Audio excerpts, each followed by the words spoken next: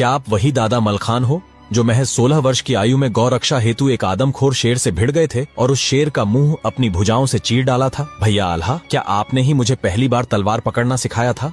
क्या आप तलवार चलाना भूल गए हैं? हे महाराज, मैं आपसे एक प्रश्न करना चाहता हूँ। आपके सूरवीर सेनापति, जिन्हें आपने कभी अपना भाई कहकर संबोधित किया था, दक्षराज और वत्सराज की खोपड़ी आज भी मांडवगढ़ में बरगद की डाल पर टंगी हुई है। वो रायकरिंगा पिछले 16 वर्षों से महोबा की जवानी को ललकार रहा है और हम केवल कायरता ओढ़े हुए चुपचाप बैठे हैं महाराज। उदल ने राज्यसभा में गरजते हुए कहा, अगर मैंने मांडवगढ़ को खोद कर उसमें धान की फसल न बोई तो मेरा नाम भी उदल नहीं। उदल की वीरोचित बात सुनकर राजा परमाल ने बड़े आश्चर्य से कहा, उदल, अभी तुम्हारी उम्र छोटी है, तुम नहीं जानते मांडवगढ़ की दीवारें लोहे से बनी हैं, वहाँ तो देवता भी जाने से डरते हैं। उदल ने प्रचंड गर्जना के साथ जवाब दिया, कैसी बातें करते हो महाराज, एक क्षत्रिय का धर्म है अपने राष्ट्र के लिए युद्ध करना, आप बात करते हो उम्र की। राजा साहब, 12 वर्ष की आयु कुत्ते की होती है और 13 वर्ष सियार जीते हैं। यदि क्षत्रिय का बेटा 18 वर्ष से अधिक जी जाए तो धिक्कार है उसकी जवानी को। उदल की विरोचित बातें सुनकर सभा में उपस्थित बड़े बड़े सूरमाओं की भुजाओं में बल आने लगा। एक योद्धा ने कहा, उदल सही कह रहा है महाराज, महोबा जी तो रहा है, लेकिन कायरता ओढ़े हुए हम यहाँ बैठे हैं, जबकि मांडवगढ़ में बैठा रायकरिंगा हमें खुली चुनौती दे रहा है। हमें इसका प्रत्युत्तर अवश्य देना चाहिए महाराज।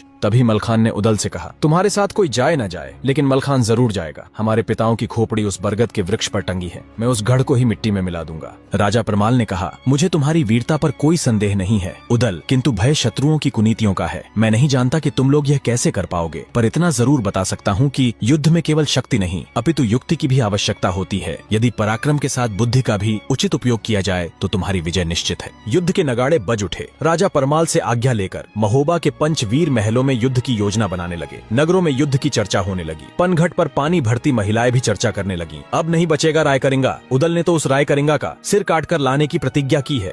राजा परमाल ने युद्ध की कमान उदल के बड़े भाई आल्हा को सौंप दी। आल्हा ने त्वरित रूप से रसद को आगे भेजने का आदेश दिया। बैलगाड़ियों और ऊंटों पर रसद सामग्री भरकर युद्ध स्थल तक पहुंचाई जाने लगी। आल्हा मां शारदा भवानी का परम भक्त था और युद्ध पर जाने से पहले आल्हा ने अपनी हथेलियों में पवित्र ज्योत लिए मां शारदा भवानी के मंदिर में कई घंटों तक उनकी पूजा की। मां शारदा भवानी ने आल्हा की भक्ति से प्रसन्न होकर उसे विजय श्री का आशीर्वाद दिया। उगते सूरज की पहली किरण के साथ ही युद्ध का बिगुल फूंक दिया गया। मां शारदा भवानी के वीर सपूतों के मुख से हर हर महादेव के नारों से पूरा अंबर गूंज उठा। सैनिकों के जोश और शौर्य से महोबा की भूमि थर्रा उठी। उदल ने महोबा की जनता को वचन दिया, मैं मां शारदा भवानी को साक्षी मानकर यह प्रतिज्ञा करता हूं कि अपने माता को दिए वचन अनुसार रायकरिंगा का सिर काट कर लाऊंगा। उदल के इतना कहते ही महोबा की जनता और सैनिकों में एक नया जोश भर गया। वीर उदल के जयकारों से पूरा महल गूंज उठा।